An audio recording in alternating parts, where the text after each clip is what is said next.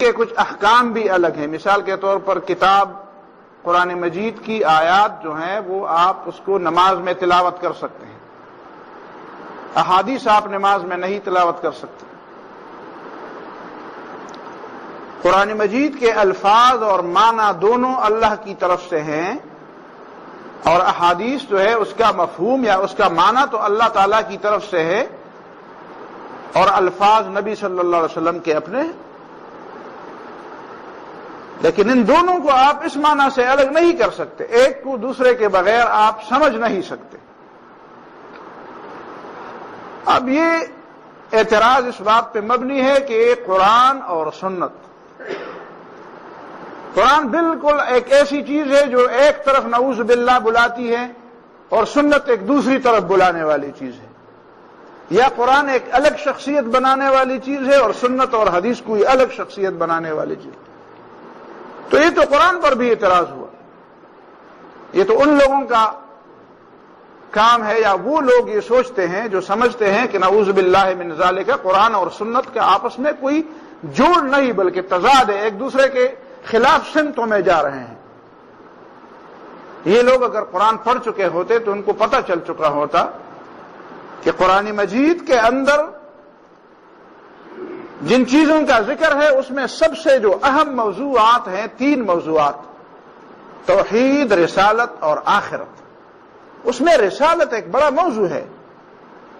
نبی صلی اللہ علیہ وسلم کی حیثیت کیا ہے، نبی صلی اللہ علیہ وسلم کا مقام کیا ہے، نبی کو کیوں بھیجا گیا.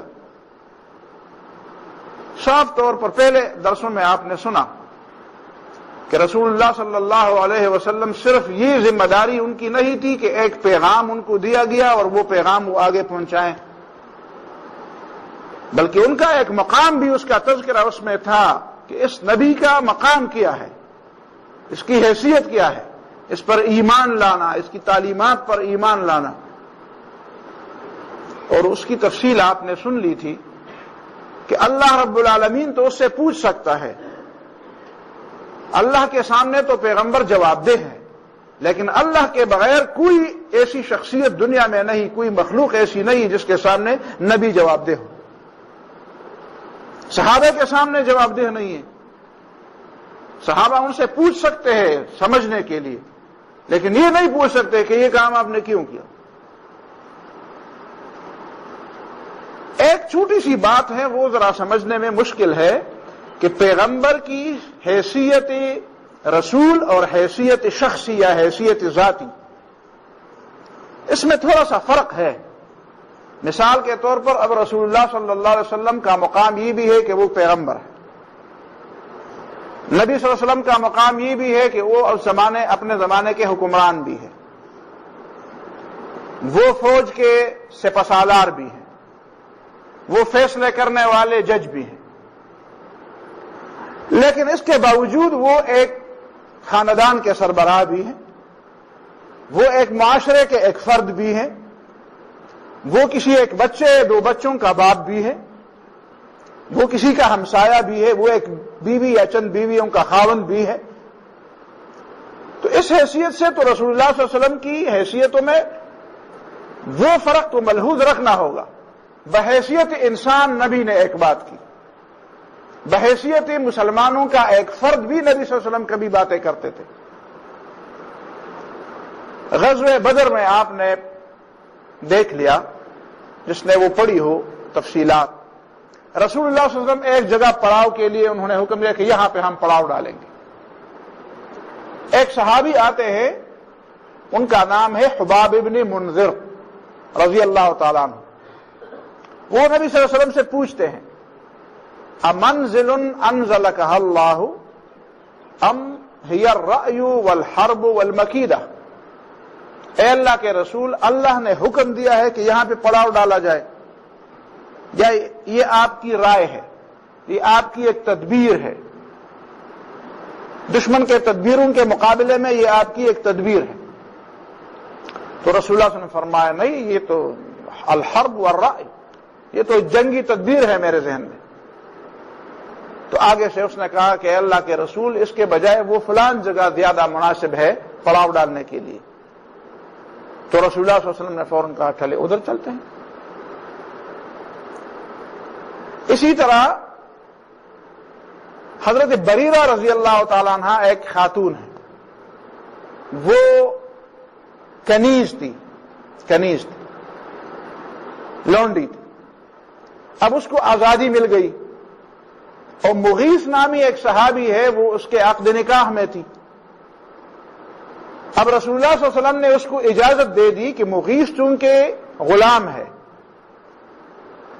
وہ غلام ہے اور تو بھی کنیز تھی، لونڈی تھی، تو درمیان دونوں کا نکاح ہو گیا تھا اور چل رہا تھا. اب عورت جب آزاد ہو گئی تو اس کو اختیار ہے کہ وہ کسی غلام کے عقد میں رہنا چاہتی ہے کہ نہیں رہنا چاہتی، یہ اس کو اختیار ہے.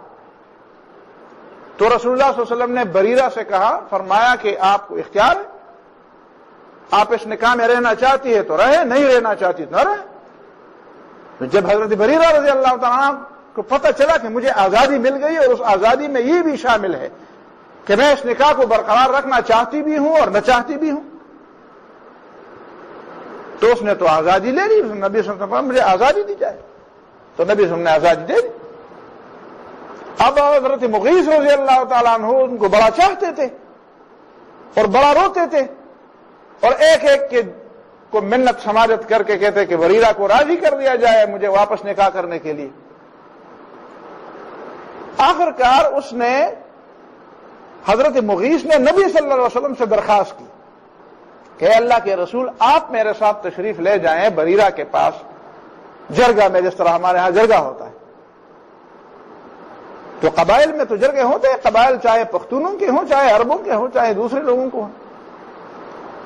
تو نبی نے فرمایا ٹھیک ہے میں جاتا ہوں. اب نبی صلی اللہ علیہ وسلم جب ان کے ہاں گئے اور ان کو سفارش کی کہ مغیث چاہتا ہے کہ تمہارے ساتھ دوبارہ اس کا نکاح ہو جائے، اگر آپ راضی ہیں تو. آگے سے حضرت بریرہ رضی اللہ تعالیٰ عنہ پوچھتی ہیں اے اللہ کے رسول، یہ اللہ کا اور رسول کا حکم ہے، آپ کا اور اللہ تعالیٰ کا حکم ہے کہ میں دوبارہ نکاح کر لوں اس کے ساتھ، کہ یہ آپ کی سفارش ہے. تو نبی صلی اللہ علیہ وسلم نے فرمایا کہ نہیں، حکم نہیں، حکم تو وہی تھا جو آپ کو آزادی مل گئی، یہ سفارش ہے، میں سفارش میں آیا ہوں. تو حضرت بریرہ نے کہا میں نہیں مانتی اس سفارش کو، میں نہیں، میرا دل نہیں مانتا. اب رسول اللہ صلی اللہ علیہ وسلم نے ان کو یہ نہیں کہا کہ چلو میں بحیثیت انسان کے، بحیثیت ایک بزرگ کے، بحیثیت ایک شخص کے بھی میرا کوئی مقام تو ہے، اس کو آپ کو ماننا چاہیے. بس نہیں، آزادی دے دی. یہ جو ہم کہتے ہیں نا اسلام میں جو آزادی کی بات ہے، اس کی گرد کو بھی یہ دنیا کے آزاد لوگ نہیں سمجھتے، نہیں پہنچ سکتے. اسلام نے جو آزاد، لیکن یہ آزادی ایک مادر پیدر آزادی ہے کہ جانوروں کی طرح جہاں پہ منہ ماری جائے تو ماری جائے. ایک وہ آزادی ہے جس کو صحیح معنوں میں لوگ سمجھتے ہیں کہ آزادی کیا چیز ہوتی ہے. اب نبی صلی اللہ علیہ وسلم نے کبھی اس کا شکوہ نہیں کیا، اور حضرت بریرہ بھی سمجھ رہی کہ میرے ایمان میں کوئی خلل نہیں پڑا. لیکن اس بات کو تو سمجھنے کی ضرورت ہے. باقی تو نبی صلی اللہ علیہ وسلم کا جو مقام ہے قرآن کے اندر، اب یہ تو دو چار چیزیں ہیں وہ معلوم ہے. اب آپ کسی حدیث کے بارے میں، نبی صلی اللہ علیہ وسلم کی کسی سنت کے بارے میں یہ نہیں کہہ سکتے کہ یہ چیز نبی صلی اللہ علیہ وسلم نے ایک ذاتی حیثیت سے کی ہوگی. جو ذاتی کی حیثیت سے کی تھی وہ کھلی طور پر واضح ہے. اسی طرح تو نبی صلی اللہ علیہ وسلم کی کچھ چیزیں ایسی بھی تھی جو اللہ نے اس کی بازپرس کی تھی، پوچھا تھا کہ کیوں ایسا ہوا. تو آپ ہر حدیث کے بارے میں یا ہر سنت کے بارے میں یہ کہیں گے کہ شاید اس کے بارے میں بھی بازپرس ہوئی ہوگی. بھائی جن کے بارے میں بازپرس ہوئی تھی وہ تو معلوم ہے، قرآن میں ذکر ہے اس کا. دو چار جگہ ہیں بس. یہ صرف آپ کو یہ بتانے کے لیے کہ پیغمبر ہوتا ہے، خدا نہیں ہوتا. خدائی کے اختیارات اس کو منتقل نہیں ہوتے. پیغمبر ہوتے ہوئے بھی وہ اللہ کا بندہ ہوتا ہے، بندگی سے وہ آزاد نہیں ہوتا. یہ صرف اس بات کو سمجھانے کے لیے جہاں پہ کوئی ایسی بات ہوئی ہے وہاں پہ باقاعدہ اس کا تذکرہ ہوا ہے. یا ایھا النبی لم تحرم ما احل اللہ لک، اے نبی جو چیز اللہ نے تمہارے لیے حلال کی ہے تم کیسے اس کو حرام کراتے تھے. عفا اللہ عنک لما اذنت لهم، اللہ نے تمہیں معافی دی ہے لیکن تم نے منافقوں کو اجازت کیوں دی. عبس وتولى ان جاءه الاعمى. تو یہ دو چار مثالیں ہیں سر. تو قرآن مجید میں ان دو چار چیزوں کو چھوڑ کر جس کا تذکرہ کھل کر ہو گیا ہے، باقی تو رسول اللہ صلی اللہ علیہ وسلم کی ایک حیثیت ہے، اور وہ حیثیت آپ پوری آیات، بار بار میں نے یہ تذکرہ کیا کہ ان پوری آیات کو آپ جمع کر کے دیکھ لیں کہ پیغمبر کا مقام کیا ہے۔ قرآن نے صاف فرمایا وَإِن تُطِيعُوهُ تَهْتَدُوا، پیغمبر کی اطاعت کرو گے تو ہدایت پاؤ گے، باقی راستہ کوئی نہیں ہے ہدایت کا۔ نبی صلی اللہ علیہ وسلم کا تذکرہ باقاعدہ الگ تذکرہ، ابھی جو آپ نے آیات سنی كَتَبَ اللَّهُ لَأَغْلِبَنَّ أَنَا وَرُسُلِي، اللہ نے فیصلہ کیا ہے کہ میں اور میرے پیغمبر غالب آئیں گے۔ اور يحرم عليهم يحل لهم الطيبات ويحرم عليهم الخبائث، پیغمبر کا کام یہی ہے، يحل لهم الطيبات، کہ جو حلال اور طیب چیزیں ہیں وہ لوگوں کے لیے حلال قرار دے، ويحرم عليهم الخبائث، اور جو گندی چیزیں ہیں ان کے لیے حرام قرار دے۔ صرف وہ نہیں، حرام وہ نہیں ہے جو قرآن میں حرام قرار دی گئی ہے، حلال وہ نہیں ہے جو قرآن میں حلال قرار دی گئی ہے، حرام اور حلال وہ بھی ہے جو نبی صلی اللہ علیہ وسلم نے حرام اور حلال قرار دی۔ اب یہ جو پھر اس کے بعد کئی چیزیں ہیں، مثال کے طور پر خالہ اور اس کی بھانجی کا یا پھوپھی اور بھتیجی کا نکاح میں جمع کرنا، وَأَن تَجْمَعُوا بَيْنَ الْأُخْتَيْنِ، دو بہنوں کا ایک نکاح میں جمع کرنا تو حرام ہے، وہ تو نص قرآن میں ہے، لیکن یہ کہاں پہ لکھا ہوا؟ یہ قرآن میں کہاں پہ ہے کہ ایک پھوپھی ہو اور دوسری کیا ہو؟ اس کی بھتیجی ہو، ایک خالہ ہو ایک اس کی بھانجی ہو، تو خالہ بھانجی اور پھوپھی بھتیجی کا آپس میں نکاح میں جمع کرنا وہ قرآن میں تو نہیں لکھا ہوا، قرآن میں تو ہے وَأُحِلَّ لَكُم مَّا وَرَاءَ ذَلِكُم، یہ جو مذکور ہے ان کے علاوہ سارے تمہارے لیے حلال ہیں۔ قرآن میں دادی کے ساتھ نکاح کرنا کہاں پہ حرام ہے؟ دادی اور نانی کے ساتھ نکاح کرنا کہاں پہ حرام؟ نہیں لکھا ہوا ہے، یہ تو حدیث میں ہے۔ تو دادی کے ساتھ نکاح کرنا کہاں پہ ثابت ہے؟ قرآن میں۔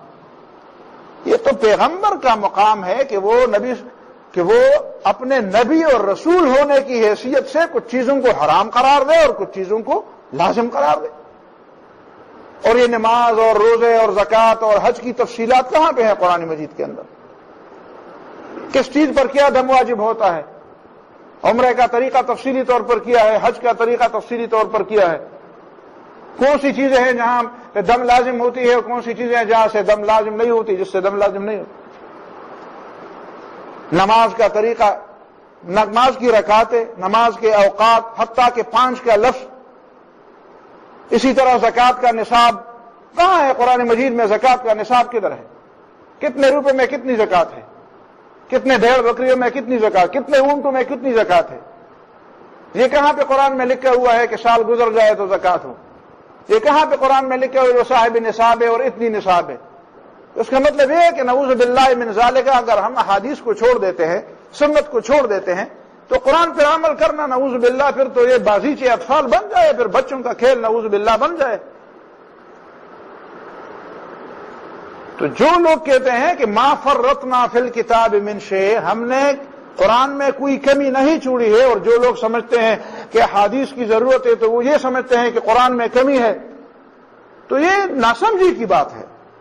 ان لوگوں نے قرآن کو نہیں سمجھا، قرآن کو سمجھ لیتے تو قرآن میں یہ بھی پڑھ لیتے کہ قرآن میں سب کچھ ہے، تو قرآن میں نبی کی یہ حیثیت بھی ہے، قرآن میں نبی کی یہ حیثیت بھی ہے کہ وہ یہ کام کر لے، تو آپ باقی کچھ چیزوں کو تو لے لیتے ہیں لیکن نبی کی وہ حیثیت وہ قرآن سے نکال لیتے ہیں اور اس کو پھر توجہ نہیں دیتے۔ کچھ چیزیں ہوتی ہے اسی طرح۔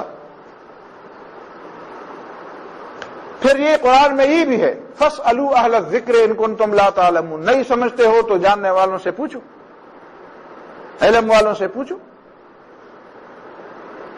اب یہ جو علم والوں سے پوچھا جاتا ہے تو اس کا معنی یہ ہے کہ قرآن مجید میں جو سب کچھ ہے وہ اسی طرح ہے کہ سب کچھ کے بارے میں آپ کو راستے بتائے گئے ہیں،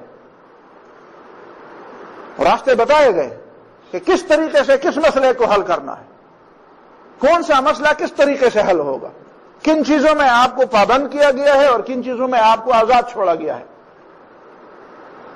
کبھی کبھی ایک جملے میں یا ایک لفظ میں کئی چیزیں بند ہوتی ہیں۔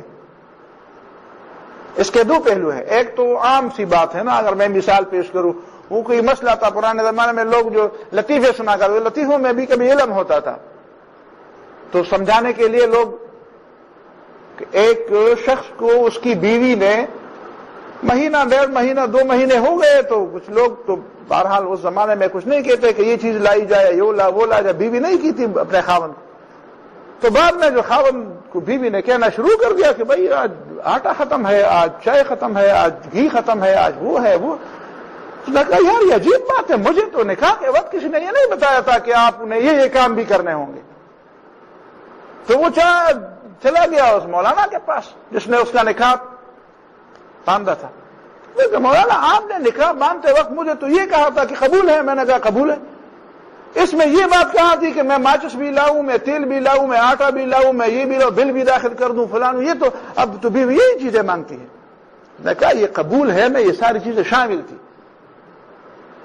ساری چیزیں اس طرح نہیں ہوتی کہ ایک ایک جز کی بالکل بلیو پرنٹ میں آپ کو ایک ایک چیز لکھ کر دی جاتی ہے کہ نکالنا، پھر تو نکالا جیسے میرے خیال میں 50 جلد کتاب بن جائے، وہ 50 جلد کتاب کو کون دیکھ لے پھر؟ تو ایک ایگریمنٹ آپ قبول کرتے ہیں تو اس ایگریمنٹ کے کچھ تقاضے ہوتے ہیں۔ آپ نے یہ کب، آپ میں سے کس شخص نے پاکستان کے بارے میں یہ لکھا ہے اور دستخط کر کے اس نے اسٹامپ پہ لکھا ہوا ہے کہ میں عدالت کی بھی ہر بات مانوں گا، فوجی مجھے اشارہ دے دے، پولیس مجھے اشارہ، میں بھی رکوں گا، میں فلان یہ کروں گا، یہ جتنے بھی قوانین ہم فالو کرتے ہیں یا جن کی ہم پابندی کرتے ہیں، ان قوانین کی پابندی کا ہم نے کب حلف اٹھایا ہے؟ کسی نے شہریت لی ہو تو ٹھیک ہے، اس نے بھی اس کے سامنے بھی 10 جلد کتاب نہیں رکھی گئی ہوگی، پوری تعزیرات پاکستان اور پورے آئین پاکستان پر اس کو ہاتھ رکھ کر حلف نہیں لیا گیا ہوگا، نہ ہم نے لیا ہے نہ اس سے لیا جاتا ہے، لیکن لوگ اس کی پابندی کرتے ہیں اور کوئی بھی نہیں پوچھتا کہ بھئی یہ پابندی تمہارے اوپر کہاں سے لازم ہے، کب تم نے یہ پابندی؟ ہم پختون اپنے پختون روایات کی پابندی کرتے ہیں، کب ہم نے حلف اٹھائی ہے اور ہم سے قسم لی گئی ہے کہ تم نے ان روایات کی پابندی کرنی ہے؟ تو اس کا یہی جواب ہوتا ہے کہ بھئی کچھ چیزیں ایسی ہوتی ہیں، کچھ معاہدات ایسے خاموش معاہدات ہوتے ہیں جو سرے سے آدمی نے لفظاً اس کے بارے میں کچھ کہا ہی نہیں ہوتا، کچھ ایسی ہوتی ہے جو بالکل اجمالی طور پر ایک جملے میں ساری چیزیں بند کی ہوتی ہیں۔ ایک تو یہ بات سمجھنے کی ہے، دوسری بات یہ بھی سمجھنے کی ہے کہ قرآن مجید میں کب ہم نے حلف اٹھائی ہے اور ہم سے قسم لی گئی ہے کہ تم نے ان روایات کی پابندی کرنی ہے؟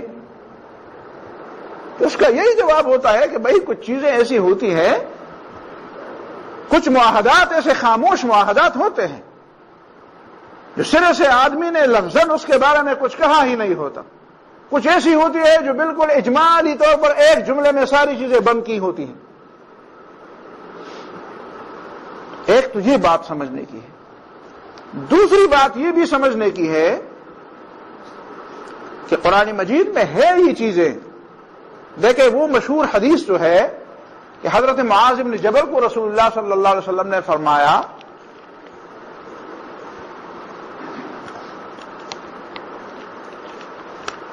کہ فَإِن لَّمْ تَجِدْ، پہلے تو ان کو یہ فرمایا بِمَ تَقْضِي، فیصلے کیسے کرو گے؟ تو آگے سے انہوں نے جواب دیا کہ بکتاب اللہ، اللہ کی کتاب کے مطابق۔ تو نبی صلی اللہ علیہ وسلم نے یہ فرمایا فَإِن لَّمْ تَجِدْ فی کتاب اللہ، اگر اللہ کی کتاب میں تم اس مسئلے کا حل نہ پا سکو، یہ نہیں فرمایا کہ اللہ کی کتاب میں اگر اس کا حل نہ ہوا، دونوں باتوں میں فرق ہے۔ اللہ کی کتاب میں اس کا حل نہیں ہے، یہ ایک بات ہے، اللہ کی کتاب میں وہ اس مسئلے کا حل میں نے نہیں پایا، میں نے نہیں پایا، کئی چیزیں ہیں آپ نے نہیں پائی، یہاں پہ اس حال میں مثال کے طور پہ ایک سوئی پڑی ہو اور آپ میں سے کسی نے بھی نہ دیکھی، وہ سوئی پڑی ہے آپ نے نہیں پائی، تو یہ دونوں باتیں الگ ہیں۔ حتیٰ کہ وہاں پہ سنت کے بارے میں بھی ہے فَإِن لَّمْ تَجِدْ، اگر سنت رسول میں بھی تو نہ پا سکا، یہ نہیں کہ اگر سنت رسول میں اس کا حل نہ ہوا۔ اسی وجہ سے آپ جب فقہ پڑھتے ہیں اور اصول فقہ پڑھتے ہیں تو اصول فقہ میں یہ بات ہے کہ یہ جو فقیہ ہے اور یہ جو مجتہد ہے جو کہتے ہیں نیا مسئلہ آیا ہے، جی نیا مسئلہ آیا ہے، اور نئے مسئلے کے بارے میں حل بتائیں تو کہتے ہیں کہ وہ حل پیدا ہو گیا، تو اس کے بارے میں جو فقہاء جو لفظ بولتے ہیں وہ کہتے ہیں حل ظاہر ہو گیا۔ مجتہد جو ہے وہ مظہر ہوتا ہے، ایک مسئلہ چھپا ہوا تھا، اس کے اوپر گرد پڑی تھی، ایک چیز اس کے اوپر پڑی تھی، معلوم نہیں تھا، یا ایک مضبوط پتھر اس کے اوپر پڑا ہوا تھا، وہ ہر ایک نہیں اٹھا سکتا تھا، اس کے لیے کہ علمی قوت چاہیے تھی۔ ایک مجتہد جس کے پاس علمی قوت تھی اس نے اس پتھر کو اٹھا لیا، پتہ چلا کہ نیچے وہ مسئلہ پڑا ہوا ہے۔ مجتہد مسئلے بنانے والے نہیں ہیں، مسئلے بتانے والے ہیں۔ مسئلہ ہوتا ہے پہلے سے، قرآن میں ہوتا ہے، حدیث میں ہوتا ہے، اس کو سمجھنے کی ضرورت۔ وہ ایک حدیث جو پہلے دن میں نے آپ کے سامنے رکھی تھی اس کو آپ ضرور بار بار پڑھیں، فقاہت والی حدیث، رب حامل فقہ الی من هو افقہ منہ، کسی کے پاس علم کی بات ہے لیکن وہ اس کو سمجھتا نہیں، ورب حامل فقہ الی من هو افقہ منہ، ایک آدمی کے پاس علم کی بات ہے وہ سمجھتا بھی ہے لیکن دوسرا شاید اسی بات کو اس سے زیادہ سمجھ۔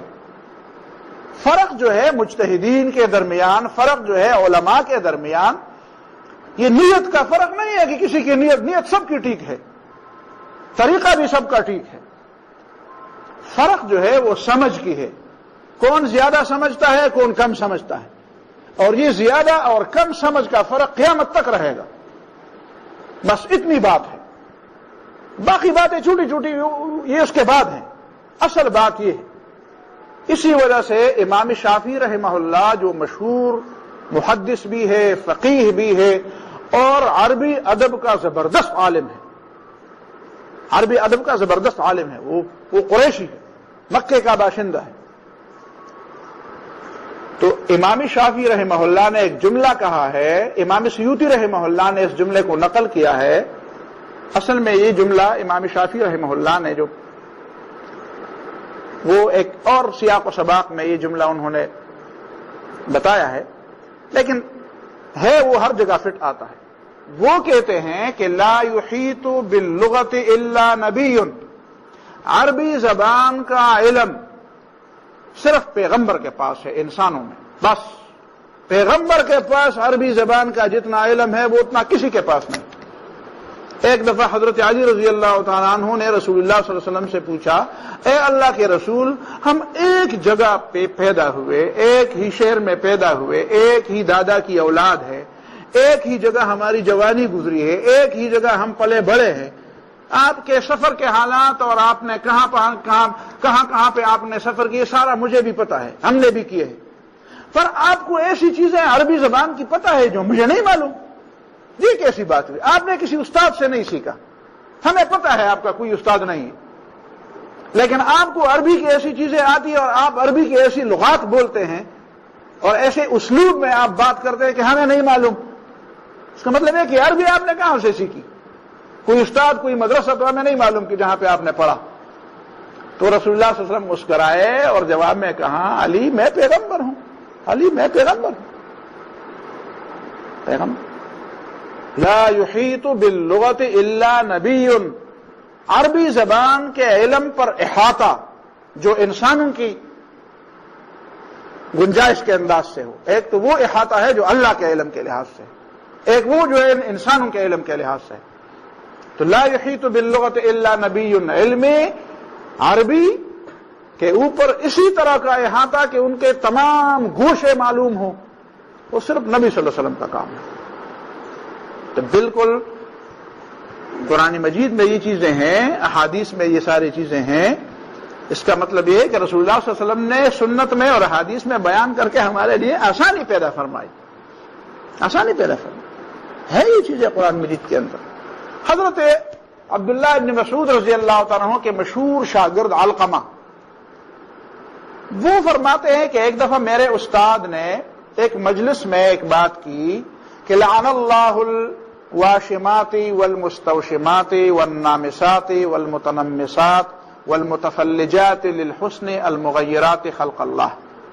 اللہ تعالیٰ نے ان عورتوں پر لعنت کی ہے جو گونتے ہیں اپنے جسم کو، جس طرح وہ خال لگاتے ہیں نا، یہاں پہ سبز سبز قسم کے داغ لگاتے ہیں حسن کے لیے۔ والمستوشمات، اور ان عورتوں پر بھی اللہ نے لعنت کی ہے جو دوسری عورتوں سے کہتی ہیں کہ آئے مجھے خال لگوائے، جس کو گوندنا کہتے ہیں اردو میں۔ والنامسات والمتنمسات، اور ان عورتوں پر جو اپنے بھون کو باریک کرتے ہیں حسن کے لیے، خود باریک کرتے ہیں یا دوسری عورت کا کہ بال، وہ بھون کے بال نکال کر ان کو باریک کرتے ہیں، خاص لکیریں بناتے ہیں حسن کے لیے، کیسے لگتے ہیں کہ یہ جو پیدائشی طور پر ایسے ہیں۔ والمتفلجات، اور اس طرح دانتوں میں فاصلے پیدا کرتے ہیں۔ عربوں کی یہ عادت تھی کہ ان کو وہ ایسے دانت زیادہ پسندیدہ ہوتے تھے جن میں آپس میں خلا ہوتی تھی، دانت بالکل ایک دوسرے سے لگے ہوئے ہوتے ہیں تو وہ مصنوعی طریقے سے ان دانتوں کے درمیان خلا پیدا کرتے تھے، اس کو کہتے ہیں تفلج۔ تو اللہ تعالیٰ نے ان پر لعنت فرمائی۔ تو وہاں پہ ایک عورت تھی اور اس کا نام میں نے کہیں نوٹ کیا ہے، اس عورت نے کہا، ام یعقوب اس کا نام ہے، ام یعقوب رضی اللہ تعالیٰ، کہتا کہ عبداللہ تو عجیب آدمی ہے، کب اللہ تعالیٰ نے ایسی عورتوں پر لعنت کی ہے؟ اللہ تعالیٰ نے لعنت کی ہوتی تو اللہ کی کتاب میں یہ بات ہوتی۔ تو عبداللہ بن مسعود رضی اللہ تعالیٰ عنہ فرماتے ہیں کہ لو قرأتیہ لوجدتیہ، اگر تو نے اللہ کی کتاب پڑھی ہوتی تو تجھے وہ پتہ چلتا، وہاں پہ تم دیکھتی کہ وہاں پہ لعنت ہے اللہ تعالیٰ کی طرف سے۔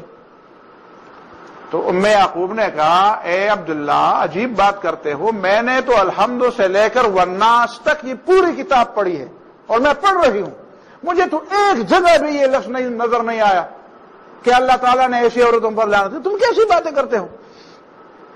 تو عبداللہ ابن مسعود سمجھ گئے کہ یہ بیچاری نہیں سمجھتی۔ عبداللہ ابن مسعود نے فرمایا، کیا تم نے اللہ کی کتاب میں یہ نہیں پڑھا کہ وَمَا آتَاكُمُ الرَّسُولُ فَخُذُوهُ وَمَا نَهَاكُمْ عَنْهُ فَانْتَهُوا، جو چیز تمہیں اللہ کے رسول دے رہے ہیں اس کو لے لو اور جس سے منع کرنا ہے اس سے منع ہو جاؤ۔ نے کہا ہاں یہ تو پڑھ لیے۔ تو کہتے ہیں رسول اللہ صلی اللہ علیہ وسلم نے لعنت کی ہے نا، تو رسول اللہ کی یہ بات کہاں سے ثابت ہے؟ ما آتاکم الرسول سے ثابت ہے کہ رسول دے دے تو لے لو اور رسول اس سے منع کرے تو منع ہو جاؤ۔ تو یہ رسول کی بات کہاں کی بات چلے گی؟ رسول کو یہ حق کس نے دیا؟ اللہ نے دیا۔ رسول کی اس بات کو سند کس نے عطا کی؟ رسول صلی اللہ علیہ وسلم کی اس بات کو قوت اور سند دلیل کس نے بنا دیا؟ اللہ کی کتاب نے دلیل بنا دی۔ وہ سمجھ گئی کہ ہاں ٹھیک ہے، میں سمجھ۔ تو یہ جو پہلا اعتراض ہے یہ ویسے ہوائی قسم کا اعتراض، جس کو نہیں معلوم کہ قرآن میں رسول اللہ صلی اللہ علیہ وسلم کی حیثیت کیا بیان ہوئی ہے۔ اسی طرح ایک اور اعتراض بھی کہا سامنے رکھا جاتا ہے اور بہت زور شور سے، کہ چلو ہم مان لیتے ہیں کہ احادیث ہے رسول اللہ صلی اللہ علیہ وسلم کی، لیکن احادیث کی حفاظت کی بات تو اللہ نے نہیں کی ہے، سنت کی حفاظت کی بات تو اللہ تعالیٰ نے نہیں کی۔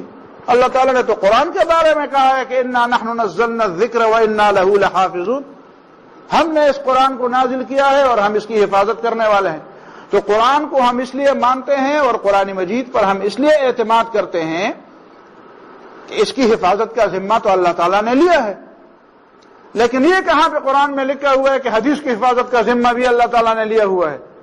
اس میں تو حدیث کی حفاظت کی بات نہیں ہے، قرآن کی حفاظت کی بات تو ہے۔ تو ایک تو آپ کو پہلے والا جواب یاد ہو تو آپ خود اس کا جواب دے سکتے ہیں۔ ہر شخص جو ہے کہ قرآن مجید کس چیز کا نام ہے، اگر آپ مجھے بتائیں کہ آپ اس کو یہ کہہ دیں کہ آپ بتائیں کہ یہ نماز کی بات اس کی حفاظت اللہ تعالیٰ نے لی ہے کہ نہیں لی ہے؟ قرآن میں جو اقیم الصلاۃ کا ذکر ہے اس کی حفاظت اللہ تعالیٰ نے لی ہے؟ آپ کہتے ہیں ہاں لی، وہ یہی جواب دے۔ تو آپ کہیں گے کہ اگر اس کی حفاظت کا ذمہ لیا ہے تو اس کی رکعات کہاں پہ محفوظ ہیں؟ قرآن مجید میں رکعات کی تعداد کہاں پہ ذکر ہے؟ تو حفاظت کا ذمہ پھر کیسے ہوا؟ روزے کی حفاظت کا ذمہ، زکوٰۃ کی حفاظت کا ذمہ، حج کی حفاظت کا ذمہ، سود کی حرمت کی آیات جو ہے اس کی حفاظت کا ذمہ، یہ سارا ذمہ اللہ تعالیٰ نے لیا ہے۔ تو لیا ہے تو نماز اگر آج ضائع ہو جائے مثال کے طور تو ایک اقیم الصلاۃ سے بغیر سنت کے اور بغیر احادیث کے آپ کیسے معلوم کریں گے کہ وہاں پر نماز کیا چیز ہوتی ہے، صلاۃ کیا چیز ہوتی ہے، زکوٰۃ کیا چیز ہوتی ہے؟ اس کا مطلب یہ ہے کہ قرآن مجید کی حفاظت کا ذمہ تو اسی لیے لیا ہوا ہے۔ زیادہ سے زیادہ آپ یہ کہہ سکتے ہیں کہ نہیں حدیث کا لفظ تو ذکر نہیں ہے، تو میں سمجھتا ہوں آپ مجھے بتائیں ہماری فوج کی ذمہ داری ہے کہ وہ اس ملک کی حفاظت کرے، تو ہماری فوج کی ذمہ داری کے حلف میں اور اس ذمہ داری کے حلف میں آپ کے پورے سرحدات کے جتنے بھی گاؤں ہیں اور جتنے بھی پوسٹیں ہیں ان سب کے ایک ایک کا تذکرہ ذکر ہوا ہے، یعنی کسی حلف میں یہ ہے یہ میرا ملک ہے۔ پتہ نہیں کتنا کلومیٹر، 2000 سے زیادہ کلومیٹر کی سرحد تو ہماری افغانستان کے ساتھ ملی ہوئی ہوگی، اور پتہ نہیں انڈیا کے ساتھ کتنی ملی ہوئی ہے، اور اس میں کتنی پوسٹیں ہوں گی۔ تو کیا کسی فوجی کے حلف میں یہ بات شامل ہے کہ فتوحی والا بارڈر پر جو پوسٹ ہے اس کی حفاظت بھی میری ذمہ داری ہے، اور گوادر کی بھی میری ذمہ داری ہے، اور وہ لاہور کے قریب کیا ہے واگا کی بھی میری ذمہ داری ہے، اور افغانستان کے قریب قندھار کے قریب بھی میری ذمہ داری ہے، اور غزنی کے قریب؟ تو یہ ایک ایک نقطے کے بارے میں کہاں پہ لکھا ہوتا ہے؟ اس ملک کی حفاظت، اس ملک کی سرحدات کی، بس سرحدات لوگوں کو پتہ ہے کہ سرحدات کون سی، اس کی ذمہ داری ہے میری۔ ایک ایک جز کے بارے میں بتایا جائے تو قرآن مجید میں تو سمجھتا ہوں کہ احادیث تو احادیث ہے اور سنت ہے۔ فقہ کی جو جتنی چیزیں علماء نے لکھی ہے وہ بھی آج تک 1000 سال پہلے، 1200 سال پہلے، بلکہ 1400 جو صحابہ کرام نے جو مسائل مستنبط کیے تھے وہ بھی محفوظ ہیں۔ یہ کون سی بات ہوئی کہ وہ چیزیں محفوظ نہیں ہیں؟ تو قرآن مجید کی حفاظت، ایک آیت اور بھی آپ نوٹ کر لیں، صرف ایک آیت ہے قرآن مجید کے اندر کہ جس سے ثابت ہوتا ہے کہ قرآن محفوظ ہے۔ یہ قرآن مجید میں جو سورہ التوبہ میں ہے اور یہ جو سورہ الصف میں ہے، یریدون لیطفئوا نور اللہ بافواہہم ویأبی اللہ الا ان یتم نورہ ولو کرہ الکافرون۔ یریدون لیطفئوا نور اللہ، یہ لوگ چاہتے ہیں کہ اللہ کی روشنی کو بجھا دے۔ تو اللہ کی روشنی کے بارے میں یہ لکھا ہوا ہے کہ صرف قرآن ہے۔ لقد جاءکم من اللہ کتاب ونور مبین، پیغمبر کی تعلیمات کو بھی نور کہا گیا ہے، پیغمبر کی تعلیمات بھی نور ہے، روشنی ہے۔ تو نور کی، اس روشنی کی حفاظت اور اس روشنی کا ترجمہ صرف قرآن سے کرنا یہ تو قرآن کے بھی خلاف ہے۔ روشنی تو پیغمبر کو بھی کہا گیا ہے۔ تو صرف ایک آیت تو نہیں ہے کہ انا نحن نزلنا الذکر وانا لہ لحافظون، وہی دوسری آیت بھی ہے۔ کسی چیز کی حفاظت کی ذمہ داری کا معنی یہ ہوتا ہے کہ اس کو تمام پہلوؤں سے محفوظ رکھا جائے۔ تو قرآن مجید کو تمام پہلوؤں سے محفوظ رکھنے میں اب یہ جو عربی زبان محفوظ ہے یہ کیسے محفوظ ہے؟ اسی لیے تو محفوظ ہے نا۔ باقی جتنی زبانوں میں پرانی کتابیں، وہ عبرانی زبان تو دنیا سے چلی گئی تھی، اب انہوں نے تھوڑی تھوڑی زندہ کرنی شروع کر دی، ورنہ وہ تو 1000 سال سے زیادہ ہو گیا تھا کہ وہ تو دنیا سے غائب ہو گئی تھی، لیکن عربی زبان کبھی دنیا سے غائب نہیں ہوئی۔ تو کسی چیز کی حفاظت کی بات کرنے سے اس کے تمام پہلو مراد ہوتے ہیں، اور ان پہلو میں یہ بات بھی شامل ہے کہ جو اس کی تشریحات ہوں، جو اس کی وضاحتیں ہوں، جو اس کا معنی متعین کرنے والی چیزیں ہوں، وہ ساری اس میں شامل ہیں۔ انا نحن نزلنا الذکر وانا لہ لحافظون میں۔ پھر ایک سادہ سی بات یہ بھی ہے کہ سنت رسول صلی اللہ علیہ وسلم چونکہ عملی چیزیں ہیں، دیکھیں نا، نبی صلی اللہ علیہ وسلم کی سنت اور حدیث، آپ کو بتایا گیا تھا کہ حدیث قولی چیزیں ہیں، قول کو کہتے ہیں زیادہ، اگرچہ حدیث قولی بھی ہے، فعلی بھی ہے، تقریری بھی ہے۔ تقریر کا مطلب یہ ہے کہ نبی صلی اللہ علیہ وسلم کے سامنے کسی نے بات کی اور نبی صلی اللہ علیہ وسلم نے کچھ کہا نہیں، تو نبی صلی اللہ علیہ وسلم جب خاموش ہو جاتے ہیں تو اس کا مطلب یہ ہے کہ نبی صلی اللہ علیہ وسلم اس چیز کو جائز سمجھتے ہیں. پیغمبر غلط بات پر خاموش، ہم اور آپ خاموش ہو سکتے ہیں مصلحت کی وجہ سے، کسی لالچ کی وجہ سے، کسی ڈر کی وجہ سے، کسی ناسمجھی کی وجہ سے، لیکن پیغمبر کبھی کسی غلط بات پر خاموش نہیں ہو سکتے. نبی صلی اللہ علیہ وسلم تو مکہ معظم میں بھی خاموش نہیں رہے. جب لوگ طواف کرتے تھے اور لبیک اللہم لبیک الا شریکا لک تملکہ وما ملکہ تھے، تو نبی صلی اللہ علیہ وسلم فرمایا قط ایسا نہ کہو، نہ ایسا نہ کہو، یہ غلط بات ہے. روک نہیں سکتے تھے لیکن زبان سے تو کہے، زبان سے تو باقاعدہ کہا کرتے تھے کہ ایسا نہ کہو، یہ غلط بات ہے، درست بات نہیں. لوگ پھر کہیں گے کہ اچھا پیغمبر کے سامنے ایسی بات ہو رہی تھی اور پیغمبر نے کچھ نہیں کہا، اس کا مطلب ہے کہ یہ کام جائز ہے. لیکن ایک سنت ہے، تو رسول اللہ صلی اللہ علیہ وسلم کی سنت جو ہے وہ اسی طرح محفوظ ہے کہ وہ عملی چیزیں ہیں. ایک نقطہ یہاں پہ ذرا گہرا، اگرچہ آسان بھی ہے، اتنا گہرا بھی نہیں ہے. دیکھیں، پوری امت کے لیے ایک ایسا لفظ ہے جو صرف پیغمبر کے لیے بولا جاتا ہے. پیغمبر معصوم ہے. معصوم کا معنی یہ ہے کہ پیغمبر غلطی سے اللہ تعالیٰ ان کو بچاتا ہے. اس کا معنی یہ نہیں ہے کہ وہ غلطی کرنے کی ان کو بچاتے ہیں. ہمیں اور آپ کو کبھی بچاتے ہیں، کبھی نہیں بچاتے، اس لیے ہم گناہ بہت کرتے ہیں. لیکن پیغمبر کو اللہ تعالیٰ بچاتے ہیں. اس کو کہتے ہیں عصمت. وَلَوْلَا أَن ثَبَّتْنَاكَ لَقَدْ كِدتَّ تَرْكَنُ إِلَيْهِمْ شَيْئًا قَلِيلًا، اگر ہم نے تمہیں روکا نہ ہوتا تو قریب تھا کہ ان کی طرف کو جھک جاتا. تو اس جھکنے سے کس نے تمہیں بچایا؟ اللہ تعالیٰ کہتے ہیں ہم نے بچایا. مطلب پیغمبر معصوم ہوتا ہے. اب دیکھیں، رسول اللہ صلی اللہ علیہ وسلم کے بعد حضرت ابوبکر صدیق رضی اللہ تعالیٰ عنہ کے لیے، حضرت عمر فاروق رضی اللہ شخصی طور پر عصمت نہیں ہے. غیر پیغمبر کے لیے عصمت کی بات، گناہوں سے حفاظت کی بات، جس طرح پیغمبر معصوم ہے، یہ بات صرف شیعوں نے کی ہے، رافضیوں نے. شیعہ اور رافضی میں بھی فرق ہے، اس کو چھوڑے اس مسئلے کو. شیعہ لوگوں میں اتنی باتیں نہیں ہیں جتنا رافضیوں میں. ہر شیعہ رافضی نہیں ہے، البتہ ہر رافضی شیعہ ہے. رافضی کا معنی یہ ہے جو دوسرے صحابہ کرام کو اس کے مقام سے نیچے گراتے ہیں. اور شیعہ کا مطلب یہ ہے کہ حضرت علی سے زیادہ محبت رکھتے ہیں. تو زیادہ محبت رکھنا تو کوئی نہیں، جب وہ پیغمبر کے درجے تک نہ پہنچے، خدا کی درجے تک نہ پہنچے، تو کوئی بڑے گناہ تو نہیں ہے. بڑے بڑے اچھے اچھے لوگوں پر شیعیت کا الزام ہے لیکن رافضیت کا الزام نہیں ہے. لیکن امام ابو حنیفہ کے بارے میں، امام شافعی کے بارے میں، امام شافعی نے تو اس کا بڑا جواب بھی دیا تھا. لوگوں نے امام شافعی پر الزام لگایا تھا کہ تو رافضی ہے. شیعہ کے، یعنی جس طرح عام لوگ رافضی اور شیعہ کے بارے میں فرق نہیں جانتے، رافضی کو بھی شیعہ کہتے ہیں، شیعہ کو رافضی کہتے ہیں. اور جو رافضیوں کے لیے جو چیزیں ہیں وہ شیعوں کے اوپر چسپان کرتے ہیں. تو اسی طرح اس زمانہ میں بھی کچھ لوگ تھے کہ وہ یہ نہیں جانتے تھے کہ یہ الزام ان پر جو آتا ہے یہ شیعیت کا الزام آنا چاہیے یا رافضیت کا الزام آنا چاہیے. تو انہوں نے شیعیت کی بجائے رافضیت کا الزام لگایا.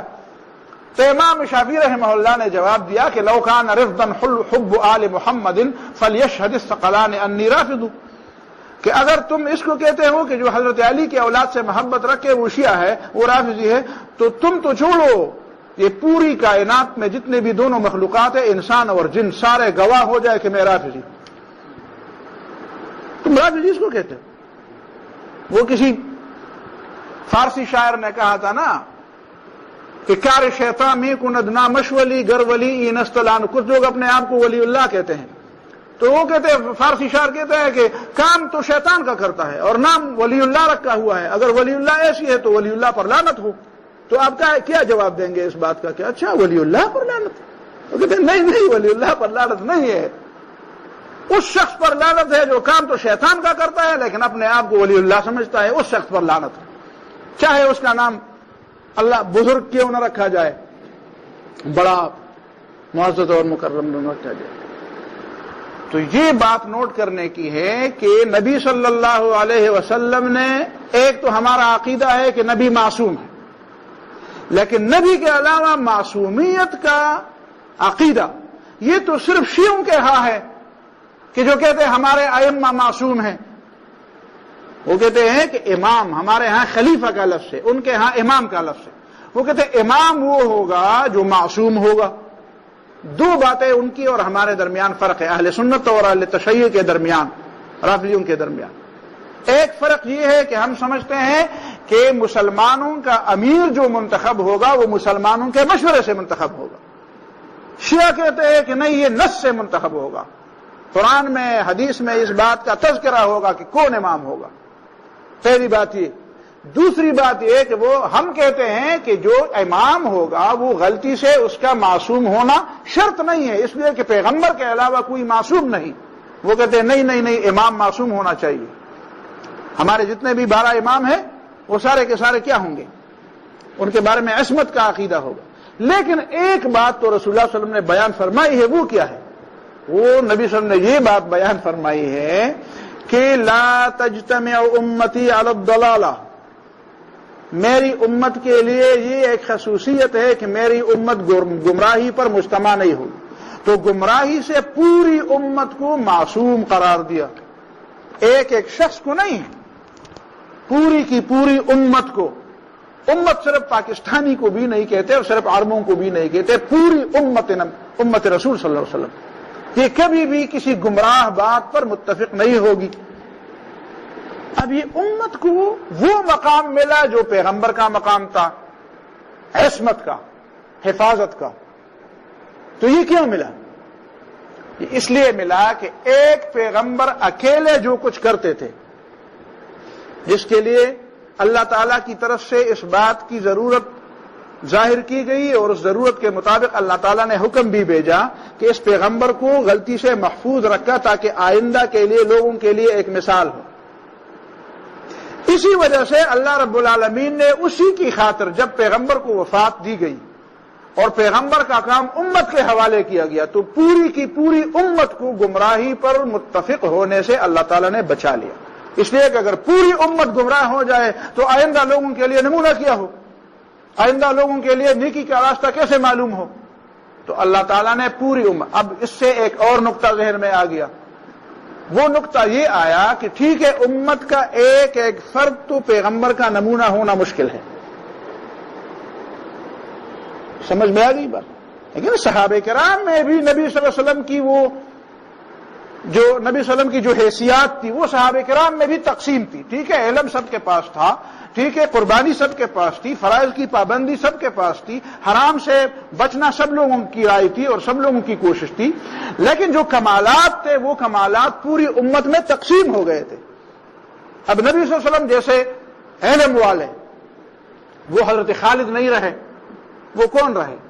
ابو ہریرہ، معاذ بن جبل، عبداللہ بن عمر، عبداللہ بن مسعود، حضرت عائشہ رضی اللہ تعالیٰ عنہ، یہ لوگ علم میں ممتاز ہو گئے پوری امت میں۔ اسی طرح فوجی قیادت میں اور معاملات میں حضرت خالد اور سعد بن ابی وقاص اور عبداللہ بن عمرو بن عاص اور یہ لوگ آگے چلے گئے۔ نبی صلی اللہ علیہ وسلم ایک کامیاب سپہ سالار بھی تھے تو کامیاب سپہ سالار وہ ہو گئے، تقسیم ہو گئی بات۔ نبی صلی اللہ علیہ وسلم ایک کامیاب حکمران تھے تو کامیاب حکمرانی میں ابو بکر اور عمر اور عثمان اور علی آ گئے رضی اللہ تعالیٰ عنہم اجمعین۔ تو ان دو تین مثالوں سے میں نے، اسی طرح رسول اللہ صلی اللہ علیہ وسلم زیادہ شب خیز تھے تو ضروری نہیں کہ ہر آدمی ایسے ہوئے، شب خیزی میں، عبادت گزاری میں، نماز زیادہ پڑھنے میں، روزے، یہ چیزیں تقسیم ہو گئی امت کے اندر، تقسیم ہو گئی امت کے اندر۔ تو اسی طریقے سے نبی صلی اللہ علیہ وسلم کا جو کام تھا وہ صحابہ کرام اور صحابہ کرام کے بعد پوری امت میں وہ کمالات تقسیم ہو گئے۔ اب سنت ایسی چیز نہیں ہے، سنت کی حفاظت کا معنی یہ سنت اب محفوظ ہے لیکن آپ کو نظر نہیں آ رہی۔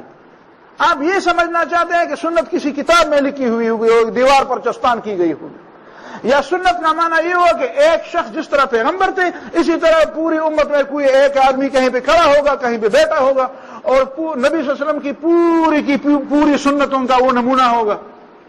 حالانکہ نبی کی سنت کا پورا نمونہ وہ پوری امت ہوگی، ایک شخص نہیں ہوگا، پوری امت پر نبی کے یہ کمالات۔ اس کے اور بھی کئی مقاصد ہیں لیکن ایک مقصد یہ بھی ہے کہ دیکھو پیغمبر کتنی عظیم شخصیت ہے کہ جو وہ کام انہوں نے کیے ہیں کہ جو پوری کی پوری امت جو کبھی لاکھوں میں تھی، کبھی کروڑوں میں، اور اب اربوں تک بات پہنچنے والی ہے، ارب سے زیادہ ہو گئی ہے، 1.5 ارب۔ اس کا مطلب یہ ہے کہ جتنا بھی زمانہ گزرتا جائے گا تو یہ لوگوں کے ذہن میں یہ بات راسخ ہوتی جائے گی کہ اچھا یہ وہ کمالات ہیں جو اب پوری امت میں تقسیم ہیں، اور یہ کمالات کسی وقت میں سارے کے سارے ایک نبی کی ذات میں جمع ہوئے تھے۔ تو سنت کی حفاظت کا جو طریقہ تھا وہ یہ تھا کہ اس کا نام سنت رکھا گیا کہ اس کو عمل میں لایا جائے، اور عمل میں لانے کے لیے یہ پوری امت پر یہ ساری چیزیں تقسیم ہو گئی، اور پوری امت قیامت تک اس چیز سے خالی نہیں ہوئی۔ قیامت تک پوری امت میں مجاہدین بھی پیدا ہوتے رہیں گے، اچھے اچھے مصلحین بھی پیدا ہوتے رہیں گے، فاتحین بھی پیدا ہوتے رہیں گے۔ ہاں، علمی لحاظ سے، عملی لحاظ سے جتنے بھی کمالات ہیں انبیاء کے، ان کے لحاظ سے اس امت میں لوگ پیدا ہوتے رہیں گے، اور یہ ہے سنت کی حفاظت کا ایک طریقہ۔ تو بہرحال یہ ایک سوال یہ بھی کیا جاتا ہے، آخری طور پر میں اس بات کا تذکرہ کروں کہ لوگ سمجھتے ہیں کہ دیکھو رسول اللہ صلی اللہ علیہ وسلم کی وفات کے بعد لوگوں نے فقہ کی طرف تو بڑی توجہ دی، فقہ کا تدوین ہوا، اور ابھی حدیث کا تدوین نہیں ہوا تھا۔ اور تعجب کی بات ہے، عام طور پر ایک سادہ سے انداز میں لوگ یہ بات کرتے ہیں، اچھے لوگوں کے ذہن میں بھی یہ بات آتی ہے، اور نیت بری نہ بھی ہو تب بھی یہ بات ان کے ذہن میں کہیں طرح بیٹھ جاتی ہے کہ یہ عجیب امت ہے نبی صلی اللہ علیہ وسلم کی، کہ نبی صلی اللہ علیہ وسلم کی امت تھی تو نبی کی احادیث کو تو پہلے مدون نہیں کیا، پہلے مرتب کر کے لوگوں کے سامنے پیش نہیں کیا، اور فقہ کو پہلے مرتب کر دیا، تو کیا اس فقہ کی اہمیت نبی صلی اللہ علیہ وسلم کی احادیث سے زیادہ تھی؟ بس یہ ایک سادہ سا سوال لوگوں کے ذہن میں آتا ہے، اور لوگ کرتے ہیں اس طرح کے سوال کہ یہ امت عجیب ہے، اپنے نبی کی احادیث کو جمع کرنے سے پہلے فقہ کی۔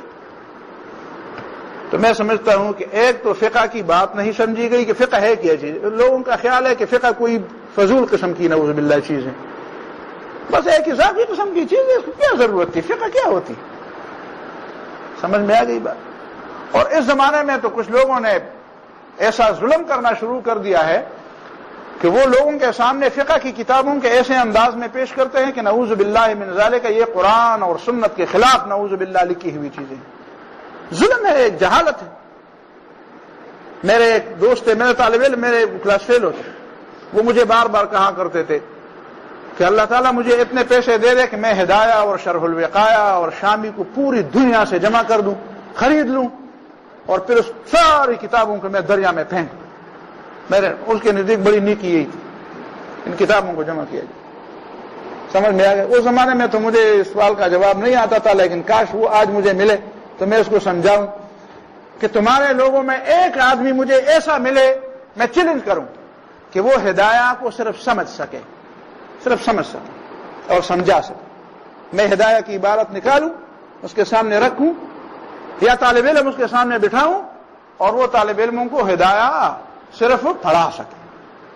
تو جن لوگوں میں اتنی اہلیت نہیں ہوتی کہ وہ ہدایہ کو پڑھا سکے، وہ ہدایہ کے بارے میں ایسا وہ اختیار کرتے، تو ظلم کی بات ہے، ناسمجھی کی بات۔ بہرحال ان لوگوں کی باتیں تو چھوڑے، لیکن جو بات سمجھنے والے لوگ ہیں ان کی بات پر توجہ دینی چاہیے۔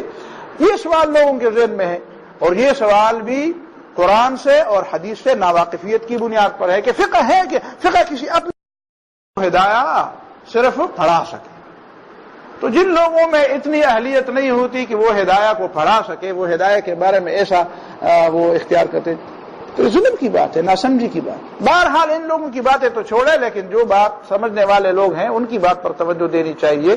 یہ سوال لوگوں کے ذہن میں ہے، اور یہ سوال بھی قرآن سے اور حدیث سے ناواقفیت کی بنیاد پر ہے کہ فقہ ہے کہ فقہ کسی اپنی طرف سے کوئی نئی پیغمبری کی بات تھی، کسی نے پیغمبر ہونے کا دعویٰ کیا تھا، کسی نے رسول صلی اللہ علیہ وسلم کی اتباع کو اور اس کی اطاعت کو چھوڑ کر اپنے اتباع اور اپنے اطاعت کی طرف لوگوں کو بلایا تھا۔ ایسی کوئی مثال ہے؟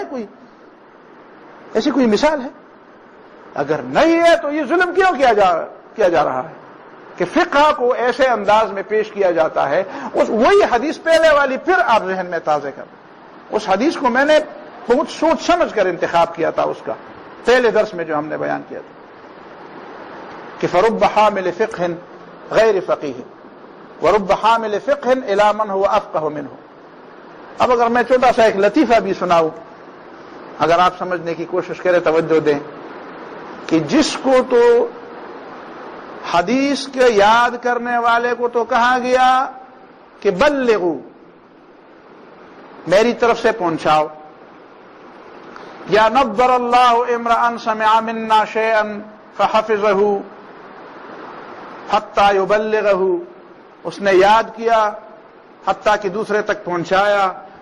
فرب حامل فقہ الی من هو افقہ منہ ورب حامل فقہ غیر فقیہ. کبھی ایسا ہوتا ہے کہ آدمی کے پاس فقہ کی کوئی بات ہوتی ہے لیکن وہ اس کو اتنا نہیں سمجھتا جتنا آگے سمجھتا ہے، اور یا آگے والا اس سے زیادہ سمجھتا ہے. اب جس کو احادیث پہنچائی گئی ہیں، یہ تو رسول اللہ صلی اللہ علیہ وسلم نے یہ اشارہ دیا تھا. اس کو میں نے لطیفے کے عنوان سے آپ کے سامنے پیش کیا، لیکن آپ اس کو سمجھنے کی کوشش کریں. وہ ایسا لطیفہ نہیں ہے نا جس طرح ملا دبیازے کے لطیفے ہوتے ہیں، نصیر الدین کے. رب حامل فقہ غیر فقیہ رب حامل فقہ الی من هو افقہ منہ، کہ لوگوں کو کیوں کہا جا رہا ہے کہ اس کو پہنچاؤ آگے جن لوگوں کو آپ پہنچائیں گے وہ فقیہ ہوں گے. تو جو لوگ فقیہ تھے ان کو تو فقاہت پہ لگایا گیا، ان کو اس بات پہ نہیں لگایا گیا کہ آپ کی بھی یہ ذمہ داری ہے کہ آپ بھی. لوگ کہتے امام ابو حنیفہ نے تو آگے حدیث نہیں پھیلائی ہیں. تو میں سمجھتا ہوں کہ اس حدیث کی روح سے تو امام ابو حنیفہ کی یہ ذمہ داری تھی کہ وہ احادیث اور آیات سے معانی نکال کر لوگوں کے مسائل حل کرے.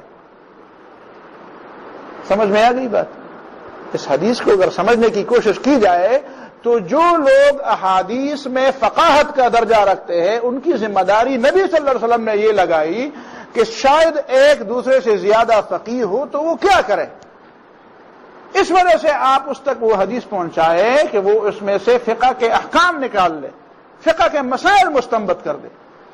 تو یہ تو ان لوگوں کی ذمہ داری بیان کی گئی، اور آپ کہتے ہیں کہ نہیں یہ ذمہ داری ہو یا نہ ہو لیکن احادیث کے الفاظ آگے پہنچانے چاہیے. تو احادیث کے الفاظ پہنچانے والے بھی ہیں اور احادیث سے معنی سمجھنے والے اور مسائل مستنبط کرنے والے بھی ہیں.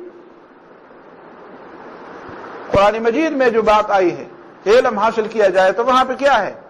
فلولا نفر من كل فرقة منهم طائفة ليتفقهوا في الدين. کیوں ایسا نہیں ہوتا کہ ہر بڑے قبیلے سے اور ہر بڑے خاندان سے کچھ لوگ طائفة، کچھ گروہ، کچھ لوگ ایسے نکلے ليتفقهوا في الدين، تاکہ وہ دین میں گہری بصیرت پیدا کر دیں، تو قرآن بھی یہی کہتا ہے، احادیث بھی یہی کہتی ہیں کہ آپ کو آیات پہنچ جائے تو آپ دونوں کام آپ کے لیے کرنے کے ہیں.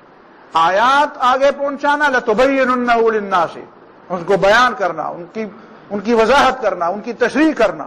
اور یہ بھی تمہاری ذمہ داری ہے کہ تم پھر افتاد طبع کی بنیاد پر کچھ لوگوں کی توجہ زیادہ اسی بات کی طرف ہوگی کہ وہ حدیث زیادہ جمع کر کے امت تک پہنچائے، اور کچھ لوگوں کی اپنی افتاد طبع اور مزاج کے لحاظ سے یہ تو امت کی تقسیم ہے.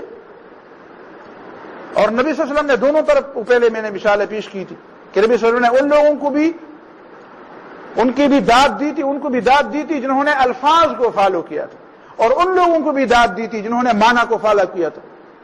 تو امت میں یہ دونوں قسم کے لوگ ہوں گے. اور ایک بات میں آپ کو ترمذی کے حوالے سے کہہ دوں کہ احادیث کا معنی، اب میں ایک مثال دوں آپ کو. حضرت ام عطیہ رضی اللہ تعالیٰ عنہ ایک خاتون ہے، صحابیہ ہے.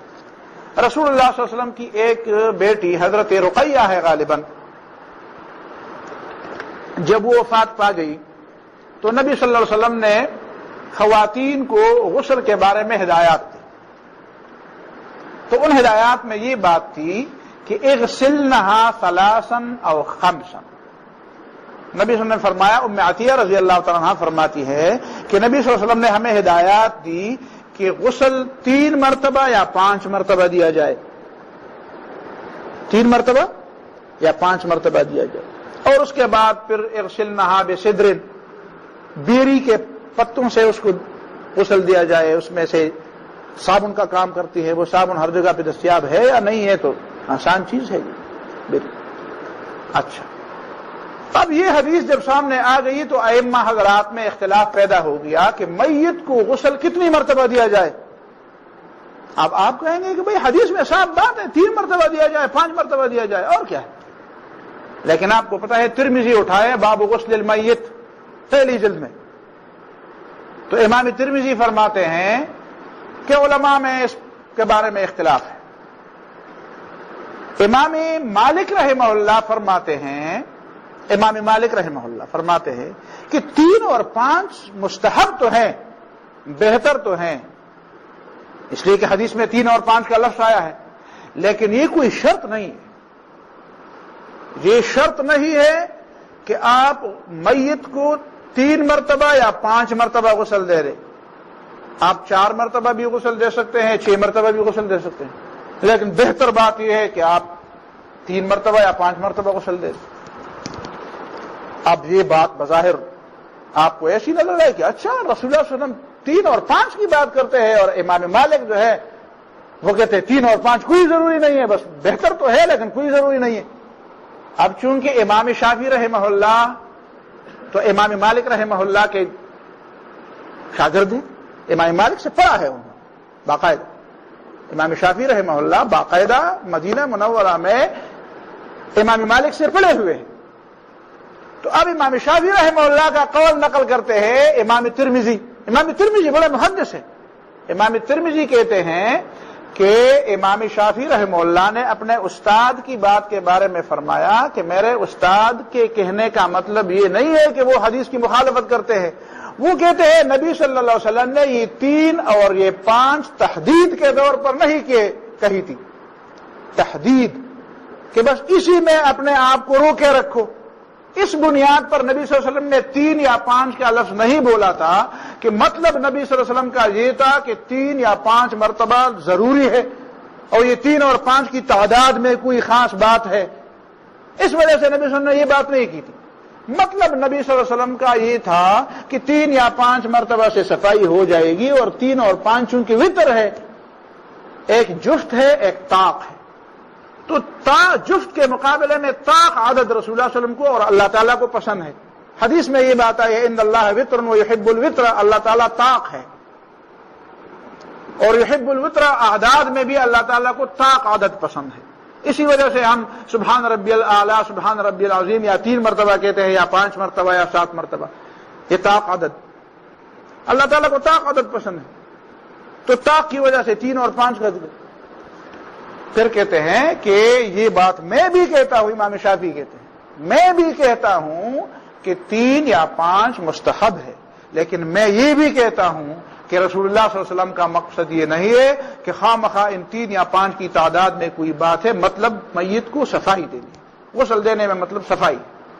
اور پھر ایک جملہ کہتے ہیں، وہ جملہ آپ نوٹ کریں، باب غسل المیت ترمذی جلد اول میں، کہ والفقہاء اعلم بمعانی الحدیث، والفقہاء اعلم بمعانی الحدیث، احادیث کو بیان کرنا یا لوگوں تک پہنچانا تو شاید ہر ایک کا کام ہو، بہت سے لوگ ایسے ہوں جو احادیث کو پہنچاتے ہیں، لیکن احادیث کی سمجھ وہ فقہاء کو، والفقہاء اعلم بمعانی الحدیث، فقہاء جو ہیں ہم اعلم بمعانی الحدیث، وہ جانتے ہیں کہ حدیث کا مفہوم کیا ہے، وہ جانتے ہیں کہ حدیث کا مطلب کیا ہے، لہذا وہ لوگ جو سمجھتے ہیں کہ جو فقہاء علماء ہے انہوں نے حدیث کی زیادہ خدمت نہیں کی ہے، وہ بیچارے نہ فقہ جانتے ہیں اور نہ حدیث کو جانتے ہیں، فقہاء نے حدیث کی بھی خدمت کی ہے اور قرآن کی بھی خدمت کی ہے۔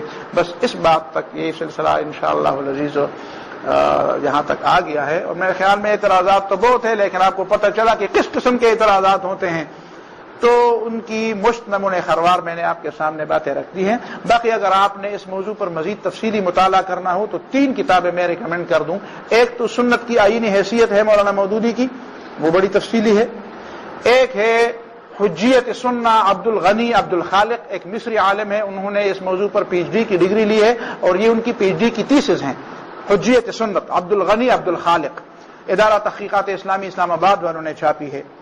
ایک ہے حدیث بحیثیت نظام، ایک لفظ میں بھول گیا، حجیت سنت، اور ایک ہے حدیث کا تشریعی مقام، حدیث کا تشریعی مقام، وہ ہے ڈاکٹر مصطفیٰ سبائی۔ ڈاکٹر مصطفیٰ سبائی یہ بھی مصری ہیں، اور اس کا ترجمہ کیا ہے غالباً کسی نے ترجمہ کیا ہے، وہ میں بھول گیا، عاصم نے تو نہیں، بہرحال ترجمہ کرنے والا کوئی شاید میں بتاؤں آپ کو، مجھے اس وقت اردو میں ترجمہ ہے اس کا، سمجھ میں آ گئی بات۔ تو یہ حدیث کا تشریعی مقام ڈاکٹر مصطفیٰ سبائی کی، اور حجیت سنت عبدالغنی عبدالخالق کی، اور سنت کی آئینی حیثیت مولانا مودودی کی۔ اس کے علاوہ بھی وہی کتابیں ہیں، آپ پڑھ سکتے ہیں، تو تفصیلی چیزیں جو ہے آپ کے سامنے آ جائیں گی۔ اگلے درس میں انشاءاللہ العزیز موقع ملا تو ہم انشاءاللہ پھر وہی حدیث اور احادیث کا مفہوم اور ترجمہ اور اس کی تشریحات شروع کر لیں گے۔ احادیث میں جو علوم ہوں گے، جو نکات ہوں گے، وہ انشاءاللہ تعالی کبھی ایک حدیث ہوگی، کبھی دو حدیث ہوں گی۔ کوئی نصاب ہم نے مقرر نہیں کیا ہے پہلے سے، کوشش کریں گے کہ اس ماحول کے اندر جس چیزوں کی زیادہ ضرورت ہے، جو فکر کی صفائی کے لیے اور فکر کی تعمیر کے لیے، بس یہ ایک نقطہ ہمارے ذہن میں ہوگا۔ تو اس زمانے میں فکر کی صفائی کون سی چیزیں ہیں جو ہمارے افکار کو گندا کرنے والی چیزیں ہیں، ان کو کیسے صاف کیا جائے، اور اس کی بنیاد قرآن اور سنت کی بنیاد پر اپنے فکر کی تعمیر کیسے کی جائے، ان دو باتوں کو پیش نظر رکھ کر انشاءاللہ میں حدیث کا انتخاب کروں گا اور ان حدیث کی تشریح ہوگی۔ اقول قولی ھذا واستغفر اللہ لی ولکم ولسائر المسلمین فاستغفروہ انہ ھو الغفور الرحیم۔ جزاکم اللہ خیرا۔ اس درس کے بارے میں کوئی بات ہو تو لا ينحل ہو تو آپ کہہ سکتے ہیں کیا بات ہے؟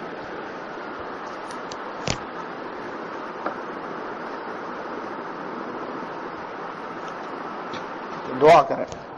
ربنا تقبل منا انك انت السميع العليم وتب علينا انك انت التواب الرحيم اللهم وفقنا لما تحب وترضى۔